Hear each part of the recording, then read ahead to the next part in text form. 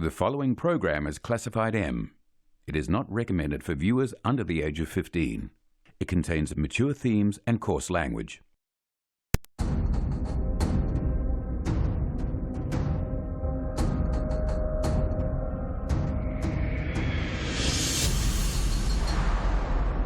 What do people really think about Aboriginal Australians? Petrol sniffing and drug taking. They got plasma TVs but no food. I'm Australian, I was born here, just like they were. Give them houses, they burn them down. Aboriginal people are definitely more disadvantaged. Get so much more than us. Everything costs more for me, but why is it less for them? A lot of freeloading. Having this free ride, and I'm working my ass off. Classing themselves as Aboriginal to get more welfare. I've had very little to do with Indigenous people. When it comes to brains, unfortunately... Aboriginal people keep using the past. Move on. If you think it's racist, I don't fucking care. 6 out of 10 Australians have had little or no contact with Indigenous people. This group represents that 6 out of 10. All with strong opinions, they've agreed to leave their everyday lives behind and embark on a unique journey deep into Aboriginal Australia. Welcome to Redfern, welcome to what we do. Jasmine, a mother of 4.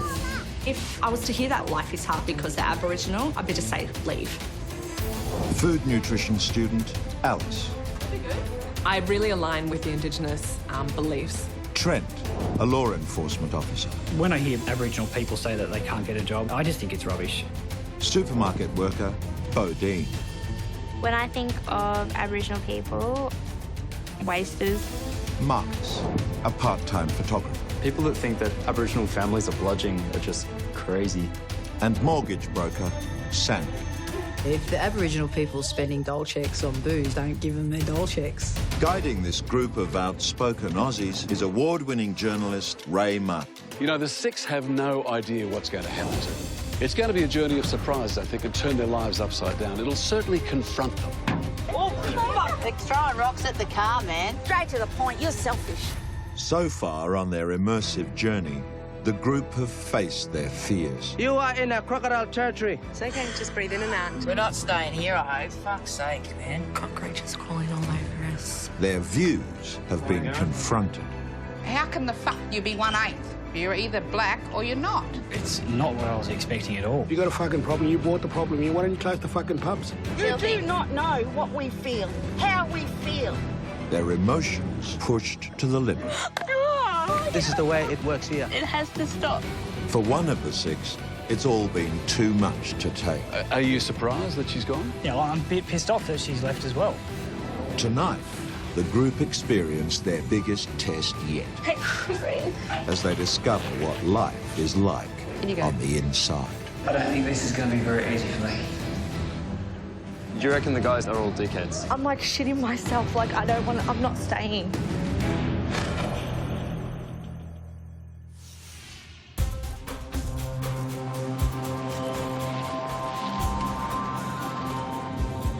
For 3 weeks, the group has been confronted in a world they never imagined they'd see.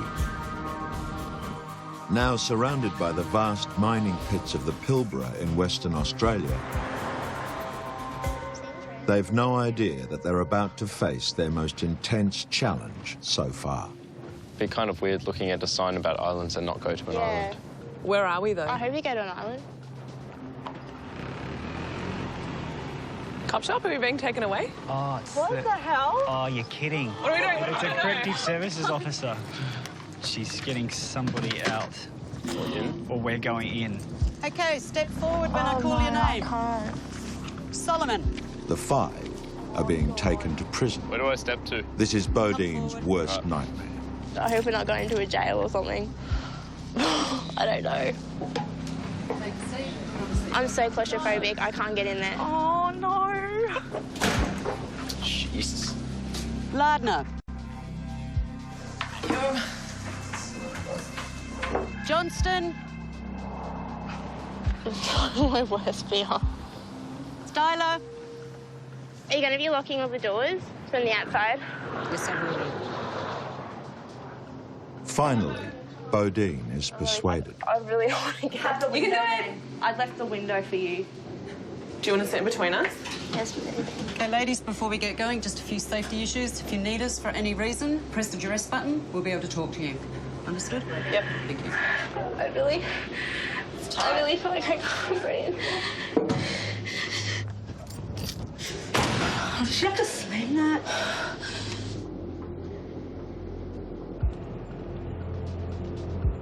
They've worked out where they're going, but some of the group has no idea why. No, I guess I don't know why we would be going to a jail. Because I think it's Aboriginal justice. Yeah. I do. Well, because there's I don't know what the stats are in terms of a high percentage of Aboriginal people make up the majority of inmates. I think that's one of the problems with Aboriginal, facing Aboriginal Australians. There are a lot of them in jail. Their destination is Roebourne Regional Prison. The five are about to experience what thousands of Aboriginal prisoners go through every year. Pretty high fences. Yeah. Are all the prisoners chained up? If you're Indigenous, you're 15 times more likely than other Australians to go to jail. However, the prisoners at Roebourne won't be getting any sympathy from Bodine. I think people here have murdered people and done really horrible things, so it looks pretty intense jail. I'm not going to feel sorry for anyone in here because they're in here because they've done shit things. I mean, you can't do shit things and not get put, in here.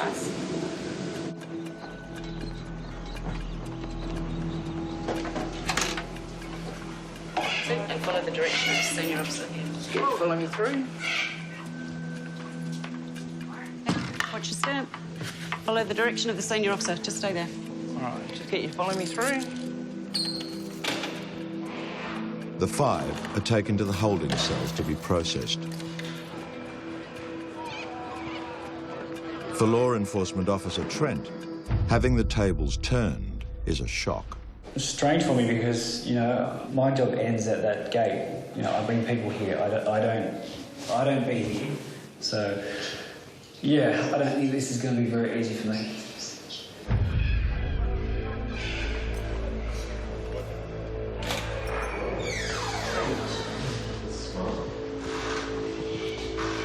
But for Trent, being on the inside is about to get even more confronting.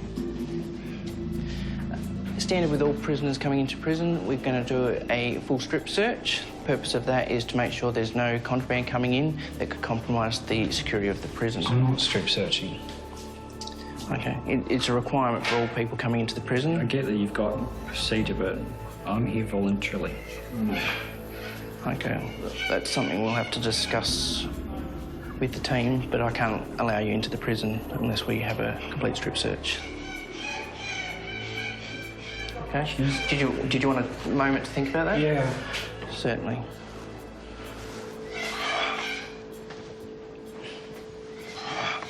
We do a strip search half and half. So I'll get you to remove all of your clothing from the waist up, conduct a search there, and then we'll do waist down. Surprisingly, despite her earlier fears, Bodine complies.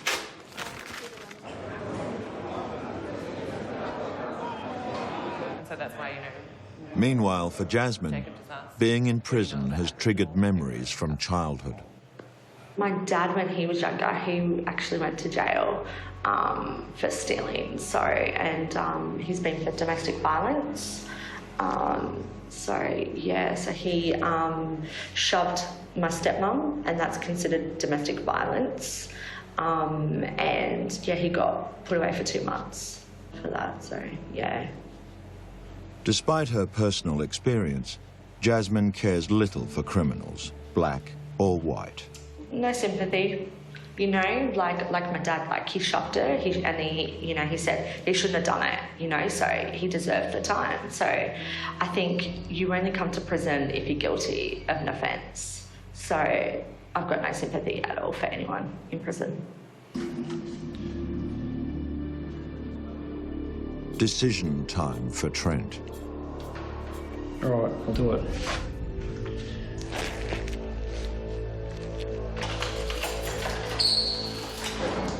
Okay. Thank you. That was just extremely confronting. It's not nice at all. Have it flipped around and done to you. It's pretty shit. Aboriginal people make up less than 3% of the Australian population, but more than 25% of the prison population. Hold the door open as you're coming out, follow me. At Roebourne, around 90% of the inmates are Aboriginal. Just like every new arrival, the group is taken to the maximum security yard. All right, keep together. One of you three girls, over here, stand outside one of these blue doors from the very end, right? Keep walking up to your right. The single cells measure 4 by 3 metres. Right, and you go. And inmates are locked up for 12 hours a day. There you go. Just jump in there. This is your duress alarm. If you get any kind of medical issue at all, press that. In you go. Get down to see you in a second. I can't.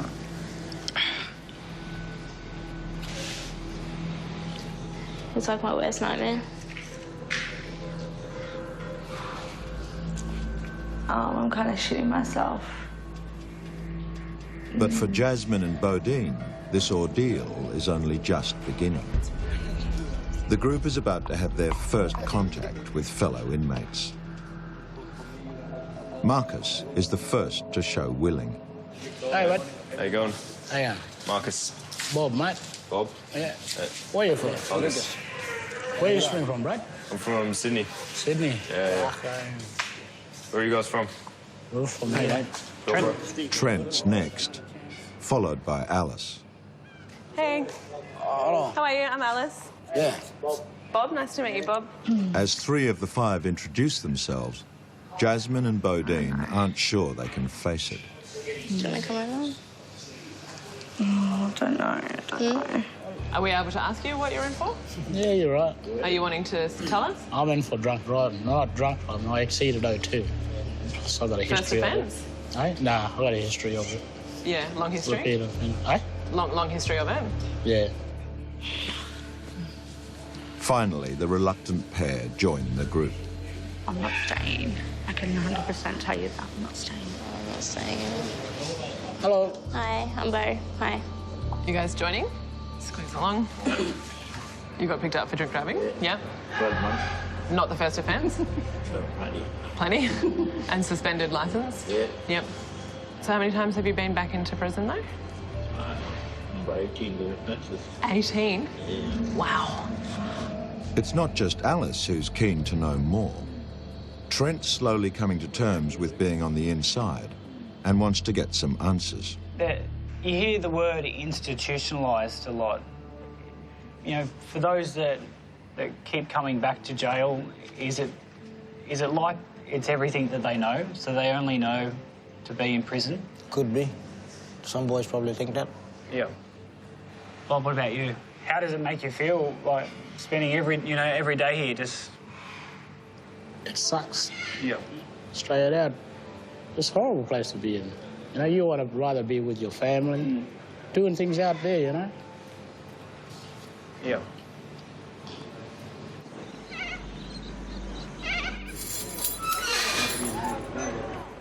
Meeting Aboriginal prisoners for the first time has split the group in 2. They were nice talking to us about their feelings, but no, I think it was a load of shit. I don't think it's a load of shit at all. They've been brought up in a place that sort of fosters that kind of behaviour. It's like, if I was born here, I'd probably do the same stuff. Like, I just can't understand how someone's coming in here, like, 18 times. Like, it's just a drain. Because some people form bad habits when they're young, which they can't break out of. That's that whole institutionalisation. I still don't believe it. I don't think that a shitty family gives you the same thing to be a shitty person. I think it does. It's an influence. It doesn't give you a free It's a big influence. But at the end of the day, it's your choice. Jasmine is on Bodine's side. It's nothing about your upbringing. I had the shittest upbringing of drugs all in my family and that, like my mum, like, leaving me. Like, I'm A-okay, beside a few phobias and stuff. I think it's got nothing to do with your upbringing. I'd be interested to know why you think so many of these guys have made the same choice and repeat that choice. What do you mean? Why do I think that they keep making the wrong choices? Because they're dickheads? You reckon that? That's a cop-out, you reckon the guys that we just sat with are all dickheads? It's not a cop-out. You've got the choice to either go the straight and narrow or to make mistakes. But to keep making the same mistakes, nah, they obviously don't learn. So they're idiots. They may be unsympathetic, but Jasmine and Bodine are about to have their hardline views shattered. The 5 new inmates have been locked in maximum security at Roebourne Regional Prison for 2 hours. They're divided over the sympathy Aboriginal inmates deserve. Right, can you all come over here for a minute, please?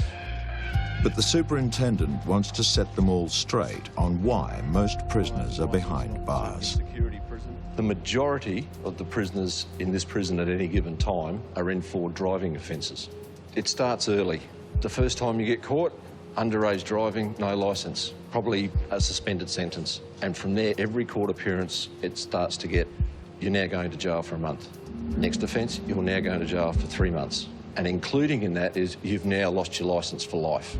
There are guys in here who have licence suspensions for 5 lifetimes. Despite most prisoners serving time for relatively minor offences, Bodine thinks the solution is to get tougher. Do you think then there should be harsher penalties from the beginning? Because if it's just a suspended sentence from, the first offence, would it really deter you?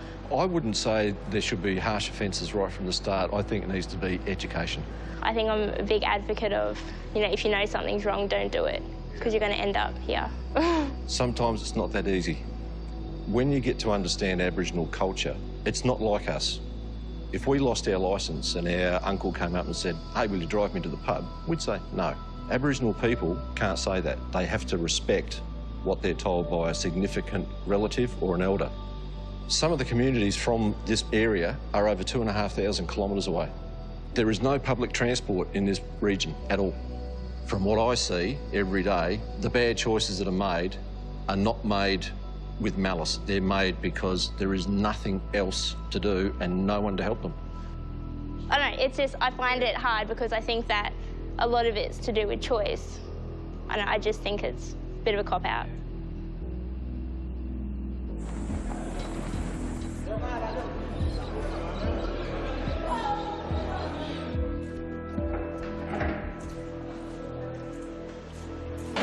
Jasmine, Alice and Marcus are escorted to the laundry to catch up with one of the prisoners they met earlier. Hey. Hey, Marcus. Hey. How you going? Alice. How are you? Hi. Hey, Jasmine. How you going? What's happening? Bob is one of many inmates who spent much of his adult life behind bars for crimes he committed behind the wheel. I came to this prison when I was 17, and I shit myself. Being that young, not knowing anybody, I reckon that was my gateway to coming back here. That first time I come here, more or less opened the doors of just coming back. So do you regret, I guess, like your criminal history, I guess? Like, if you could take it back, would you? Well, of course. I wouldn't even touch a car until I was proper age. Do you think you will re-offend? I can't see myself re-offending. So even if, like, a friend or an elder comes and says, I need you to drive me to town, and say if you don't have a licence... So here's the keys. You drive, you go to jail. I've been there, done that. You got your turn. I'm not going to jail for you no more. That's it.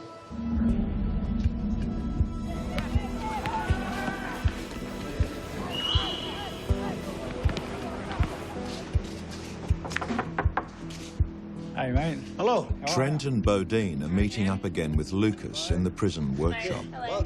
Hi. What are you up to? Lucas has been to Roebourne Regional 11 times since he was 18, mainly for stealing. So how did you get into coming to jail, Lucas, if you don't mind me asking? Well, I've seen a couple of my best mates and my cousins just taking things when I was little, so I thought it was, well, we can do that too then. So we went along and we done that too. Didn't get caught, so we thought it was a good thing. Just kept doing it, kept doing it. Kind of liked it too. What do you mean by you liked it? Is it that the thrill or...? Thrill, chase, attention. Attention, yeah. But we got the wrong attention. Police. You didn't think that, I don't know, you should break the cycle, I guess? It's hard. I mean, you can, but that's how life is, I suppose. I know I can do things better, but... Lucas has struggled with addiction for years. Surrounded by drink and drugs in his community, he sees prison as a refuge. Too much outside you want to get away from. Why not just come in here for a little while? So it's like a break, is it? You're not getting any rehab outside. But you're getting it here. After alcohol? Yeah. Huh? Not quarrelling with anyone? Learning things? You know, that's a big issue with society if people have to think that to get somewhere in life you have to come back to jail. That's a big statement, isn't it? What we're really saying is, I guess, that there is no support outside. And Law Enforcement Officer Trent knows all about the importance of support when you need it most. In the past, I, got involved in some trouble and stuff, obviously before joining law enforcement. So, yeah, it's difficult because you get caught up in it all and, yeah, it's tough to pull yourself out. So, yeah, I can totally understand where you're coming from and how difficult it is to do that. And without support, really, you've got no one. Yeah, a lot of kids are put into that situation where, they can take the, drugs and alcohol road, and I think you were brave that you didn't.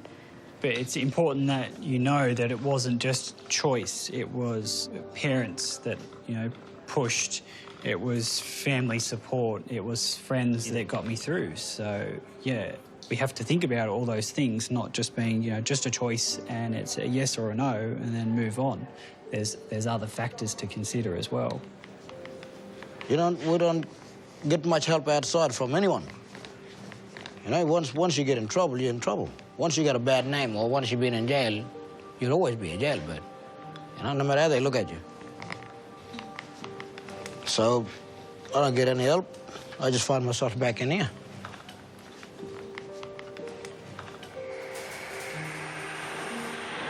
After hearing Lucas's story of repeat offending, Bodine's belief that everything is based on personal choice is starting to shift. And I guess I prejudged him. Like, I still think, you got to take the thing to not do, crime and end up back in here, and I guess it's probably a bigger issue than there's a lot more factors which are happening.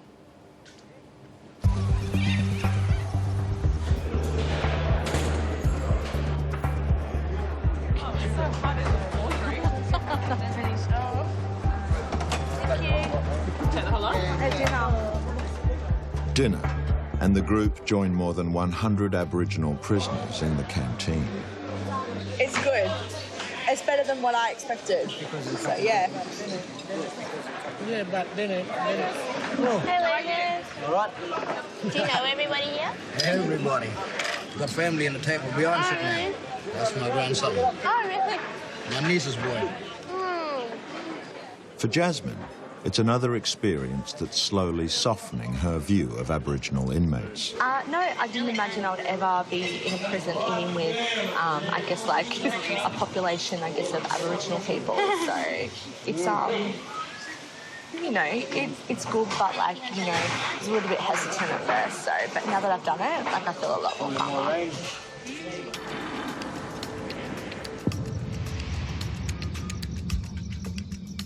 As darkness falls, the group is asked to return to their cells.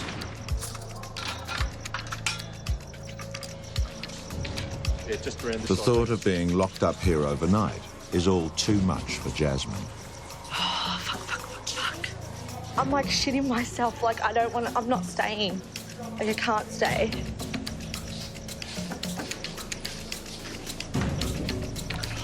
Okay, 3 go, thanks. Oh my god, I'm sweating. Look. Fuck. Oh my god, a spray. Oh, fuck. Ray Martin gets the group's reaction about their time inside. Alice, for you, what have you learnt? I mean, you had a chance to sit down and talk to some of these people, one in particular. What have you learned? What did he tell you? Well, that also shocked me, that the petty crimes that they've done, and they're in here for 12 months, 18 months, driving on a suspended licence. Is that really a crime to put them away? I personally don't think so. Jasmine, for you, you keep getting experiences that somehow relate to your own life. Once again, it's not about skin colour, really, is it? No, it's definitely not about skin colour, and, you know, you can be, I guess, white or Aboriginal. I think I'm starting to understand that now, yeah. Bodine, for you?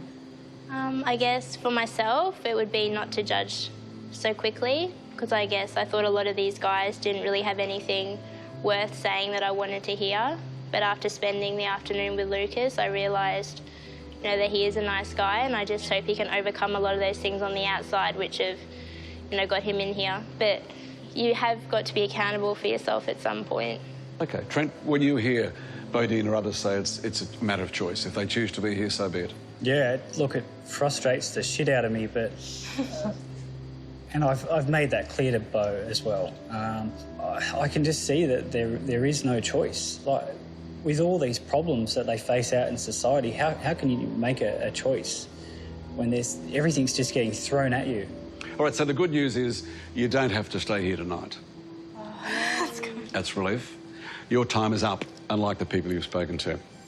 All 5 of you are going from here on the coast in the Pilbara to the northeast of WA, up to the Kimberley, to a place called Fitzroy Crossing. It's a tiny community, but notorious. It's been ravaged and savaged by alcohol, by violence, by suicide, by mental illness. And right now there are some people who are trying to break that cycle, who are trying to give the next generation some hope. So collect your stuff, we're getting out of here. But before you go, there are a couple of people you've met who'd like to say goodbye. Would you like to say goodbye? Yeah. Hello again. Hey. But it's good to see that he's actually came out to try it, you know? I know you've had a big impact on me, and I know a lot of the stuff that you've said I'll be able to take back home. All the best. I'm going to give you a hug. All the best. Thank you very much for having us. No worries. And sharing your story. Thank you so much. Cheers. Have a good sleep. You too. See you later.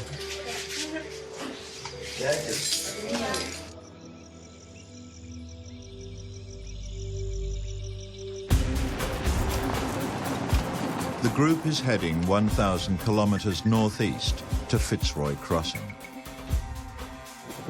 The town and the surrounding valley has a population of around 3,500. Death and violence caused by alcohol was rife here.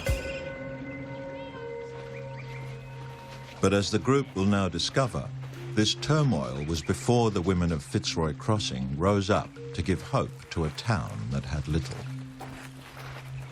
First of all, I'd like to welcome you to Boonabba country. After being officially greeted onto country, local Boonabba woman June Oscar tells the group how women waged a war on alcohol. We couldn't continue to live in a community that was just being decimated by alcohol. And, you know, every aspect of life, every facet of life was being affected. And in 2005-06, we had 50 deaths in the valley. Many of them were alcohol-related deaths. Our right to a future was important. We had to fight for that future. So the women decided then in July of 2007, enough was enough. We want to pursue restrictions on the sale of full-strength alcohol. In the first campaign of its kind, June and her supporters won. Full-strength takeaway alcohol was banned in Fitzroy Crossing. The impact was immediate. Within the first 3 to 6 months, we saw the presentations at hospital from 85% alcohol-related injuries drop to 25, wow. 15.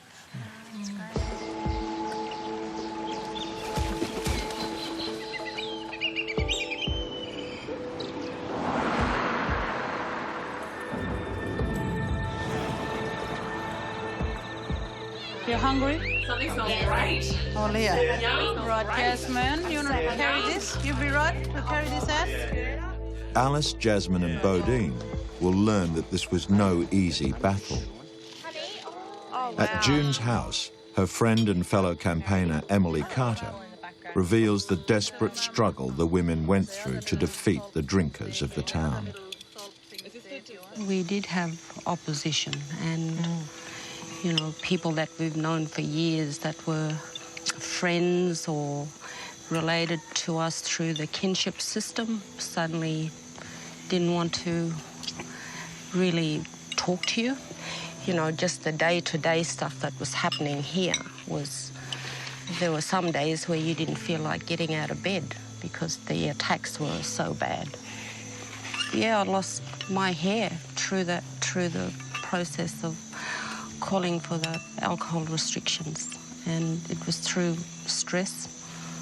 Despite hearing of the women's courageous fight, Jasmine's still not willing to completely change her opinion of Aboriginal people. Well, before I started this journey, I was very against Aboriginal people, just from, I believe, what the media. I feel like I'm still fence-sitting. After 3 long weeks, Alice is losing patience with Jasmine and Bodine's attitude. Some of the things that you guys have said in terms of not being convinced, I've always just been a bit like, what are you not convinced about? You know, like, are you not convinced that there aren't problems? You know, all the way through this journey, we've seen all the problems that Aboriginal Australia are facing. So I'm like, what are you trying to be convinced about? I think each of us have a personal journey. And then just if you think something else doesn't mean that, I guess. Right. Totally. And I've never not said that, because I've said that we've met some amazing people, but I guess I just didn't feel they represented, I guess, communities. It's about giving you a chance to see through a different set of lens. You need to find a way for you to give yourself a chance to see afresh.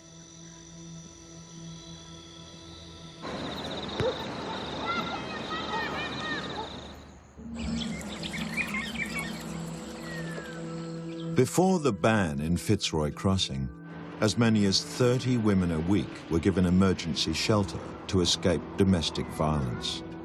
Hi, June. Hello. Hi, June. Hello. The following day, and Alice, Jasmine and Bodine are catching up with June to find out just how much things have changed. This is the Women's Resource Centre, just to give you a sense of what's here.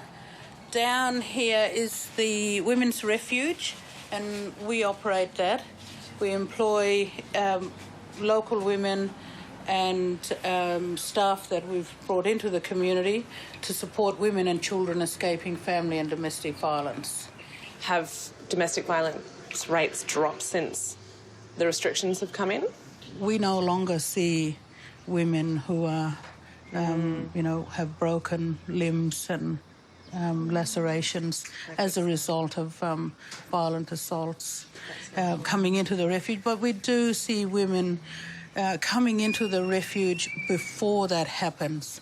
Women and children are removing themselves before the violence occurs and are being supported to be in the refuge. Domestic violence comes in many forms, something Jasmine reveals she knows something about. Verbal can be just as damaging to a woman as physical. I got through it on my own. I was too ashamed to kind of say anything. It is a very lonely place for a woman in so many different ways, because you do feel, why is it happening to me? I don't understand it. It's hurtful, it's painful, it's, you're dealing with so many issues. Sorry.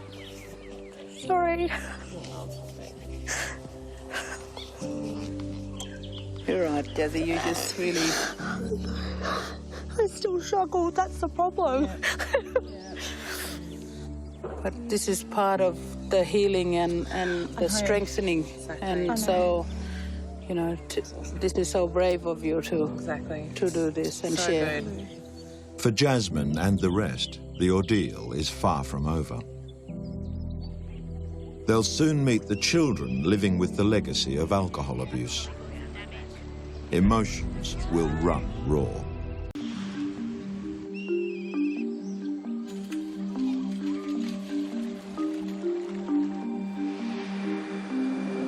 The devastating damage caused by alcohol is still being felt in Fitzroy Crossing. And as Marcus and Trent are about to discover, it's the children who are suffering. Knock, knock. Hello, hello. Hello, how are you? Hey, how you going? Good, thank you. How are you? Trent. G'day, Trent. I'm Jeff. Jeff, nice to meet you. Marcus. Marcus, is it? Yeah, good Pleased to meet you. Mummingy? Yeah, this is my wife, Mummingy. Hey, nice to meet you, Marcus. Marcus. Hi, Marcus, how are you? Trent. Nice to meet Trent, you. you How are too. And this is our son, Tristan. Hey, Tristan. Tristan's... How are you, Tristan? Trent, nice to meet you, mate. Yeah, Tristan's, he's our adopted son. He's Mummingy's sister's boy, who we've looked after since he was just a little bloke. Just a little bloke. Jeff Davis and Marmingy Hand have cared for Tristan almost all his troubled life. This is Tylen. And this Hello, is Clayton. Trent. Nice to meet you, mate. They're brothers. Trent, hello. They're brothers. They're Mummingy's grandchildren. They're her son's boys, who we've looked after for quite some time, and they're living with us full time now. So this is the gang. Grab a chair. All three children Jeff and Marmingy have taken in suffer from a condition called FASD. Did you know much about the fetal alcohol spectrum disorder? Not a whole lot. Like, I've read a little bit, but, you know, really, we're blank slates. So, yeah. It is a brain-based disability, and there are some facial features that, you know, that too, like a Down syndrome children. The disorder is caused by pregnant mothers drinking. Children can be born with physical deformity, brain damage, or have behavioural problems. Tristan, Tylen and Quaden all have different issues and needs. One of the things that stands out with these kids is that there's certain parts of their brain that are well and truly developed and are normal and whatever, and then there's other bits that have been damaged. And each of them are different. Each kid's different. So, you know, Tristan's not like these kids who get really aggro with each other and stuff like that. He can, but he's much more placid. Tristan is 15 years old. He struggles with his speech and is several years behind at school. But as Trent and Marcus find out, he's a young man of talent. These are amazing. Yeah, he's pretty proud of them. That's the plate that he made for me. That's my prized possession. That's my breakfast plate. Very good. But yeah, these are the ones he's made at school, and he's all done himself. And have a look at that. Yeah, and so it's that tactile stuff, you know, it's part of, you know, he obviously works well with his hands. Signed by the artist. Signed by the artist. Yeah. That's him. Yeah, and he's done... Very good work. Have you got any of your necklaces and stuff there as well?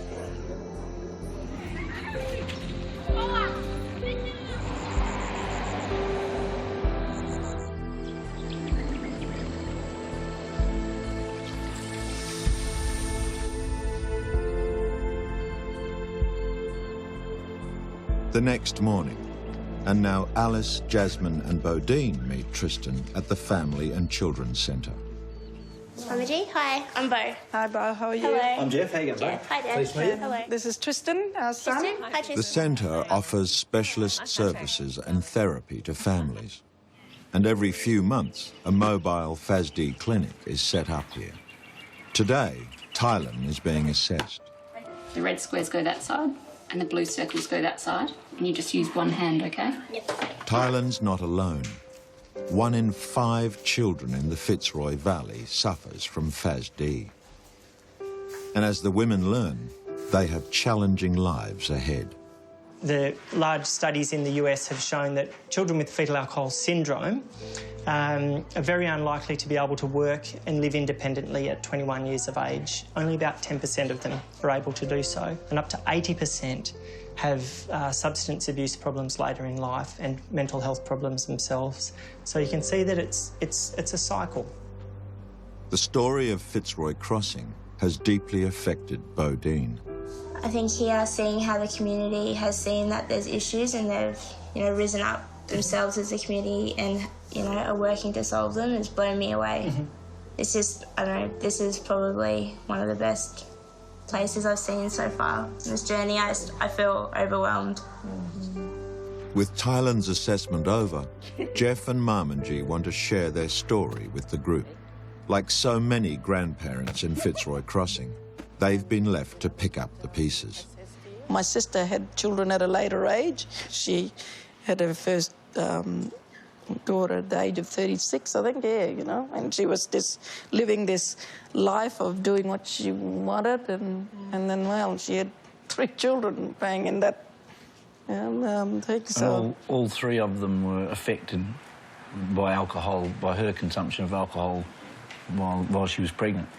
Since birth, Tristan has battled with learning and struggles in social situations.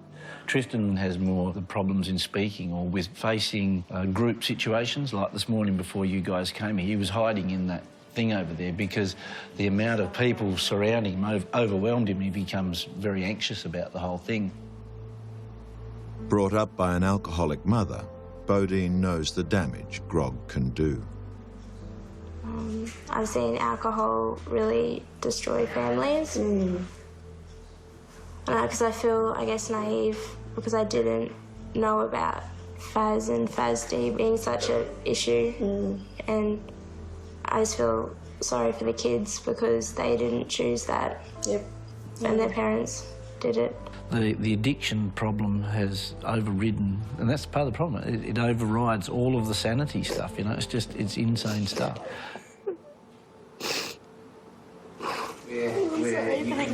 I know. It's so sad. They didn't have a choice in it. The kids didn't have a choice. Yeah. Oh, it's just horrible. Especially Tristan, he's such a nice boy. He's so happy. Yeah. And to think of him, he was hiding this morning. Yeah. It just breaks my heart. Yeah. It's just hard because your sister, like, I don't want to pretend like I know, but it seems like if she'd had a couple kids that she hadn't, I guess, understood the gravity of what it was doing. And if so many people are doing that, they haven't understood, then I think it will keep happening. It's just so easy for people to just not care. Just don't like it. It's not, but I think you'll find it's not a matter of not caring. I mean, if you spoke to Susan, she would care. She cares, but it gets back to this thing about the power of the addiction and the problems of women who don't even know that they're pregnant who continue to drink. Yes. No. Drinking when pregnant strikes a chord with Jasmine. I went 6 months without knowing with my first I was pregnant. Yep. Young and, of course, was drinking and partying and, you know, but as soon as I found out, that was it, straight off it. But that was the thing that I always worried about was the damage already done? But she came out, and I guess I was just one of the lucky ones that she was normal, you know. It's really scary, actually, to think that I myself could have caused that to, you know, a child. Before they go, Dr. Fitzpatrick has a message for the group. The story of this community is truly a story of hope. And there's a poem by a little-known Fitzroy Crossing poet about this. And it goes, there's hope in the valley, and it flows slow and deep. And a river of life floods the plains. And it softens the tears that the grandmothers weep, like a desert refreshed by the rains.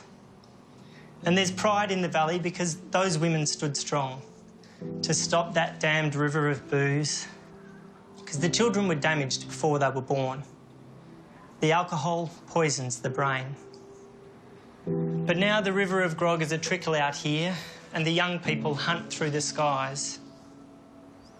The river of hope has a long way to go, but it's flowing, and so are their dreams.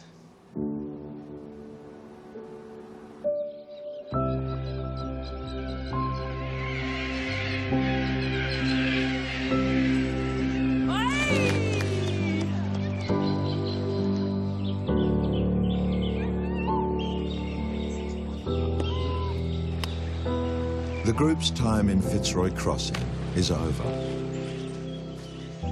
Morning. Hey, we're coming to say goodbye. Morning. No, thank you, Mama G and Jeff, for having us and for letting us into your family. Yeah, I think that you're really wonderful people. Thank you so much. Thanks for those kind words. Oh, God, you're the best hung one. See ya.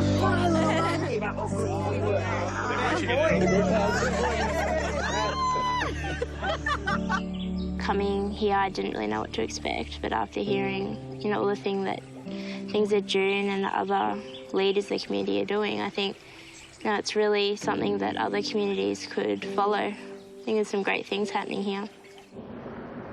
But this journey isn't finished yet. They don't know it, but the 5 face a final stage of soul-searching. The group is heading to Windjana Gorge. The gorge holds a deep significance for the local Bunurra people.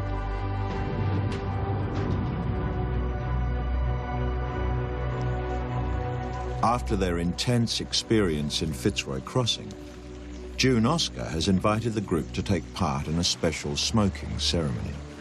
I'll heat the branches and then put that into your body and be talking to you. The ceremonies are traditionally used to ward off bad spirits and to cleanse and heal. This is to help you, you know, help clear your mind, think back and reflect. And this is also to help you with your onward journey from here, or all of you, with your journey after here.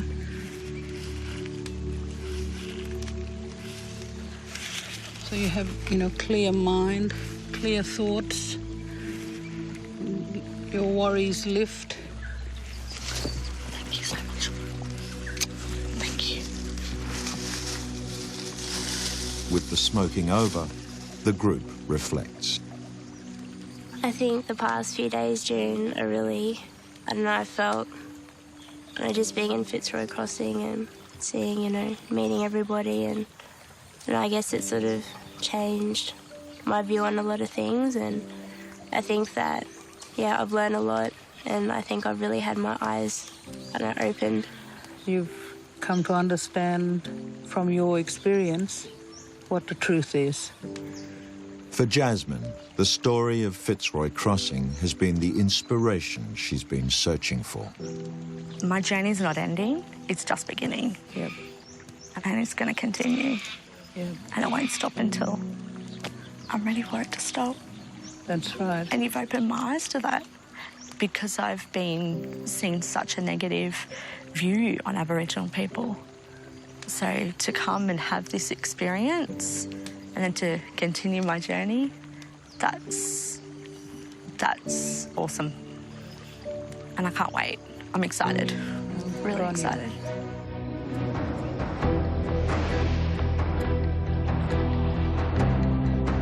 The final day of the group's immersive journey into Aboriginal Australia. And Ray Martin arrives at Windjana Gorge. You know, it's hard to believe that a month ago, you were like most Australians. You'd had next to no contact or no contact with Indigenous people. Look what you've done. The 28 days have been quite an amazing journey for you. Though for you, you had pretty strong opinions before this journey started. When I think of Aboriginal people, I think of wasters. I think I'd sort of labelled everyone in the one, I guess, view I had, that everybody was just, you know, drinking and, you know, it was up to them to get out of it. But I think my eyes have really been opened on this journey. Having met all these amazing people, are you optimistic? Yeah, really optimistic, yeah. It's, you know, some of the people we've met are just such natural-born leaders, and I think the future's really bright in a lot of the places we've been, but there's still, you know, a mountain of work that needs to be done from everybody, not just from them, to get to where they want to get to. Trent, when we first started, you said that you thought that Aboriginal people got more than you got. I'm frustrated that, you know, they're just having this free ride and I'm working my ass off. Having seen what you've seen, do you still think that?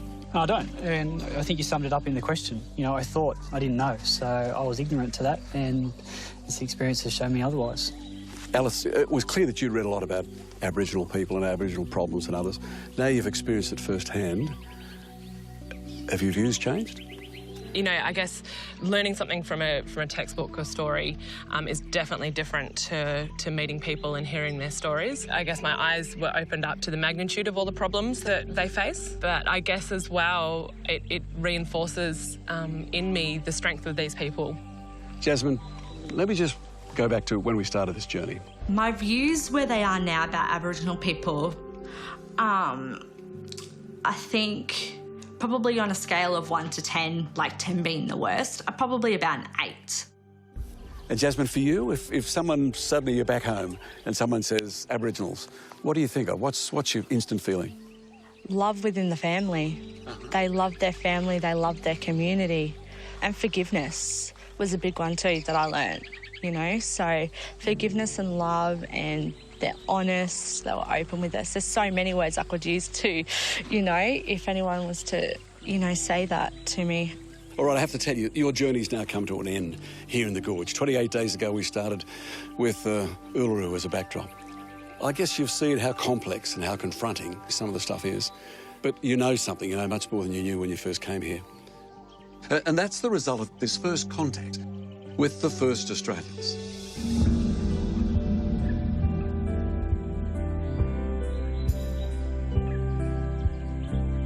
When I started a month ago, I had some pretty terrible views on Aboriginal people. It's been a big change. People can whinge all they want about how much money each person's getting, but at the end of the day, these guys are doing it a lot tougher than we are. You know, so many things and issues that I hadn't expected or really known about.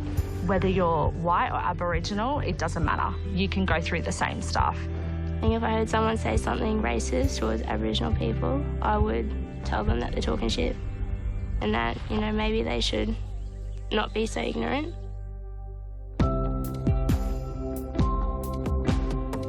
Join me, Stan Grant, for an Insight special on First Contact. We bring together the participants of this confronting series to see if they've changed their views. Join the First Contact Insight special next on SBS 1.